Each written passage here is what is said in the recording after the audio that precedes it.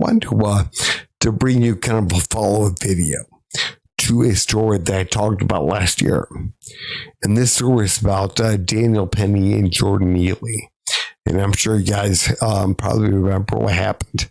But Jordan Neely was a 30-year-old black man, homeless, mentally ill, that got into a subway a car and threatened to hurt or kill anyone that did not give him what he wanted. Now, Daniel Penny, he heard this. He said, what, I'm going to make sure that I stop this guy from hurting anyone or killing anyone. So again, I'm going to sneak up behind him and put him in a chokehold. And that's what he did, along with two other guys that helped him. And they held the guy down. The guy fought all the way up until the cops got there. And then he passed away. And, again, you would see that as unfortunate, the guy passed away and all. But that would pretty much be it. But now, we live in woke times. Again, we got to go along with those rules. And if we don't, oh my God, people, they throw away damn fit. And that's what happened. People do a damn fit because, again, Daniel Penny was a white man, apparently healthy. And Jordan Neely was a 30-year-old black man who was homeless, mentally ill, and a career criminal. And again, so he is much more of a victim. Even though he victimizes other people, he's more of a victim than Daniel Penny. So again, Daniel Penny, again, he can't. Why does this white man think he can, get out there and stop this black man from committing a crime or, hurting somebody or whatever? I mean, again, he can't. Daniel Penny is privileged. So anyways, they went after Daniel Penny. And again, they wanted him charged with something. I'm going to play for you guys a video clip, kind of refreshing your memory from last year. And then we'll continue on with the update. Watch. Heroism or vigilantism? The video shows 3 strap hangers subduing the 30-year-old man after witness Juan Alberto Vasquez says he got on the northbound F train and began acting aggressively, threatening riders. Law enforcement sources with knowledge of the case confirm his account, saying according to a witness, the man began shouting, quote, "I want food. I'm not taking no for an answer. I'm ready to go back to jail, and I'll hurt anyone on this train." The man got on the subway car and began to say a somewhat aggressive speech, saying that he was hungry, he was thirsty, and he didn't care about anything. He didn't care about going to jail, that he didn't care that he gets a big life sentence, and it doesn't matter if he died. Vasquez says he was scared and believes others on the train were too. That's when he says a 24-year-old rider came up behind the man and put him in a chokehold, holding him there on the ground. 2 other men standing over them also helped subdue the man. Vasquez says no one thought the man would die, even after he went limp. EMS arrived and performed CPR, but he could not be revived. I think no one thought that he was in a risky situation because he was defending himself all the time.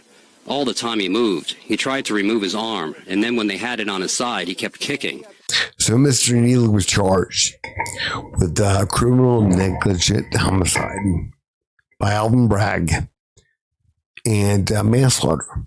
I mean, again, you would think that somebody that is drunk and gets behind the wheel of their car and goes down the highway, falls asleep, and drives head on into a minivan and kills part of a family or something.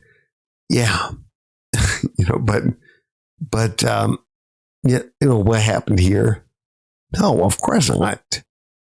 Again, unfortunately, you have a situation where a man got onto a subway, threatened people on the subway, and then when another man came up behind him, held him down until the cops got there, and the guy didn't regain consciousness and fought all the way up to the end.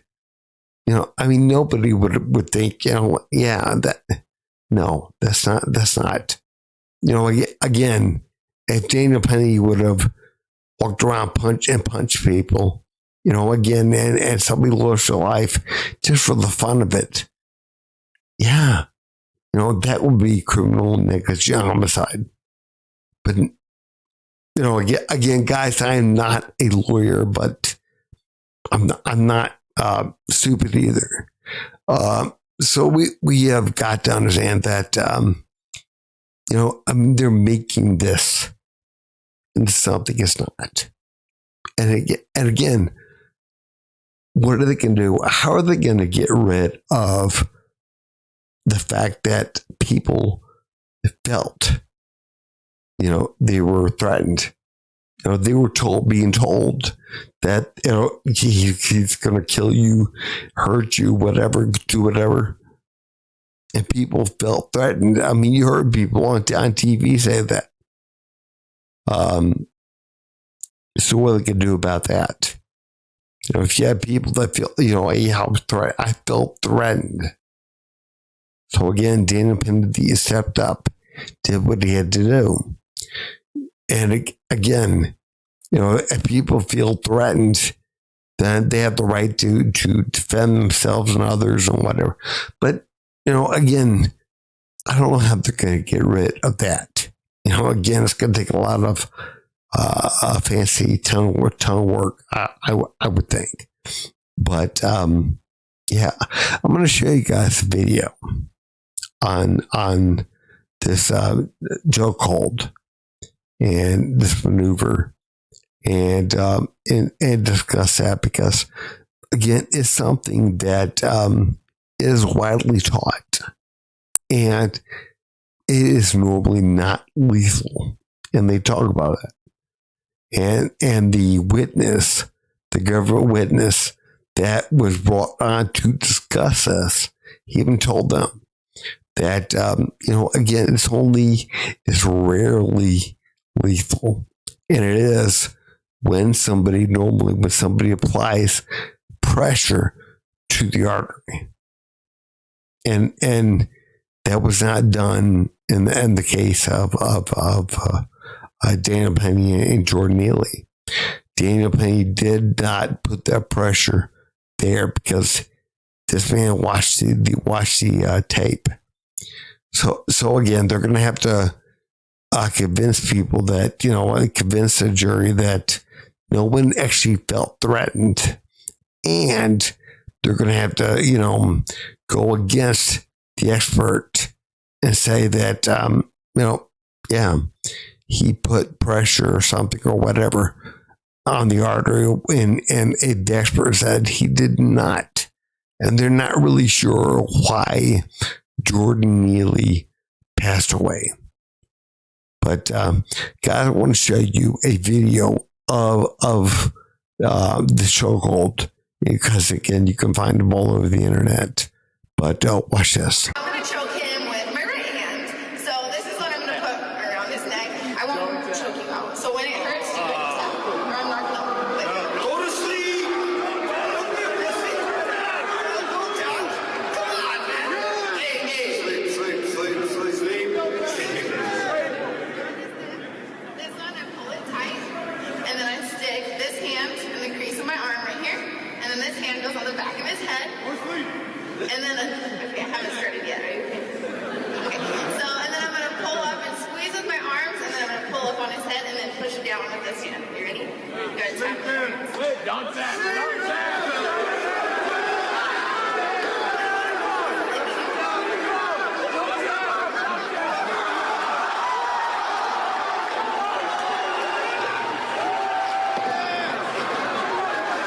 And you see it right there, it's not meant to hurt anyone. It's not meant to cause any kind of loss of consciousness, except for a few moments.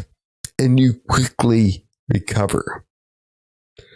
And again, we don't know what happened, with Jordan Neely, but the expert did say that it doesn't appear in any way that Daniel Penny did anything to cause that. Again, we got to be honest.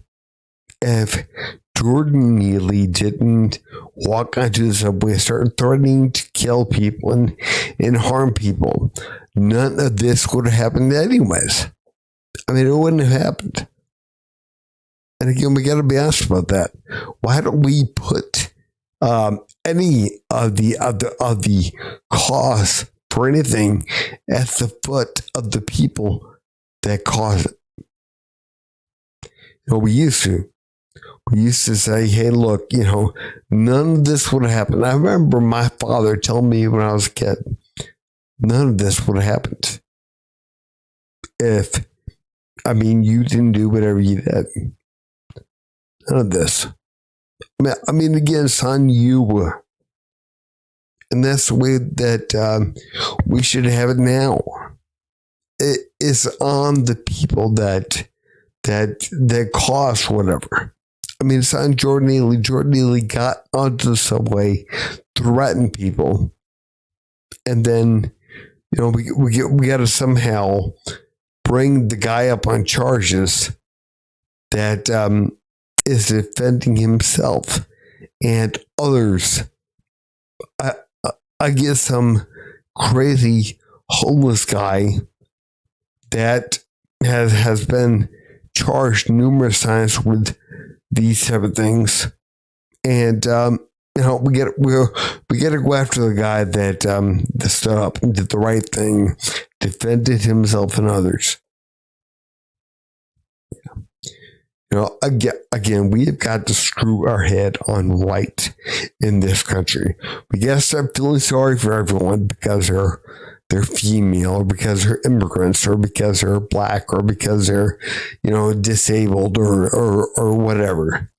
We got to stop feeling sorry for everyone. Again, we're not doing anyone any favors, not them and not us.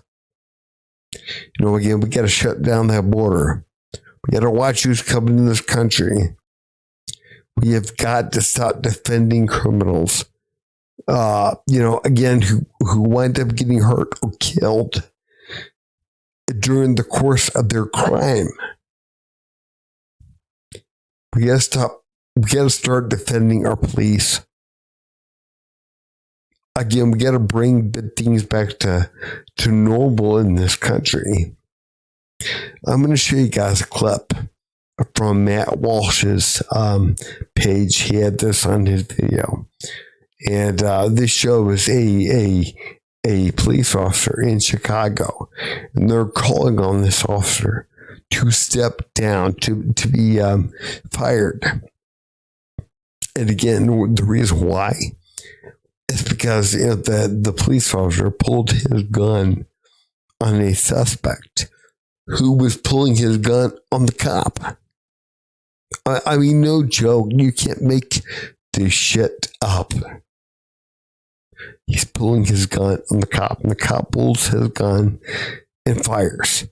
Again, you see the guy pull his gun out from his waistband.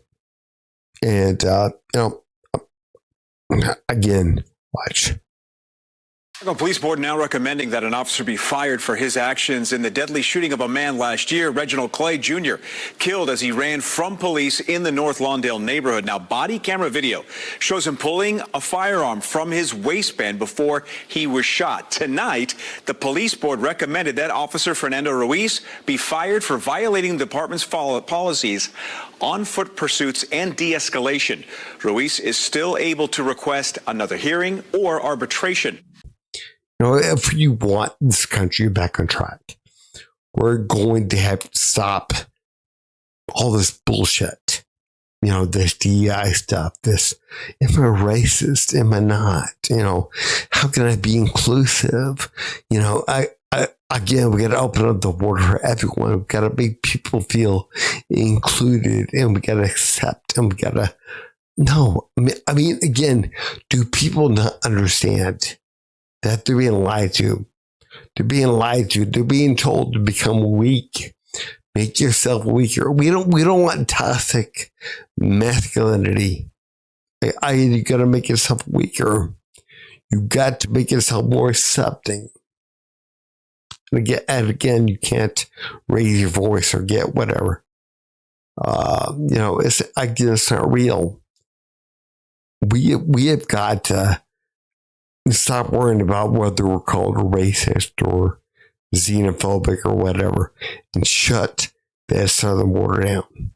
We got to stop worrying about being called racist, and deal with the high levels of crime from whatever community. And again, stop worrying about that majority of violent crime is caused by 13% of the population, which is black. And again, you can't say that because you might upset somebody. You won't be called racist or whatever. Again, we got to deal with what we have to deal with. Again, a good way to make a problem worse is to not be honest about it, number one, and not deal with it because you're too afraid of how it'll look. So again, people, they got to stop worrying about it. Take DEI, diversity, equity, inclusion, and realize it's not going to work. It's not going to work, and it's never worked. And again, the reason why is because you've inserted yourself. You've inserted that into the three areas of time: the past, the present, and the future. And you're trying to correct. The past by discriminating against other people in the present in order to fix problems so they're better in the future. Again, it's not going to work. The best way to ensure that you have equality in the future is to have equality in the present. And again, that's pretty much all you can do. Anything else is fake. It's not going to work.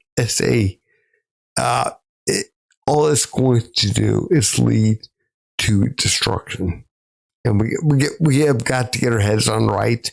And we got to stop worrying about things. We got to start holding people accountable, no matter what color they are, no matter where they came from, no matter what ethnicity they are. Again, we got to start holding people accountable because that will ensure the greatness of this country. We got to close down the borders. We got to vote Trump. But guys, man, if you would, please like, subscribe, and leave a comment down below. Thanks.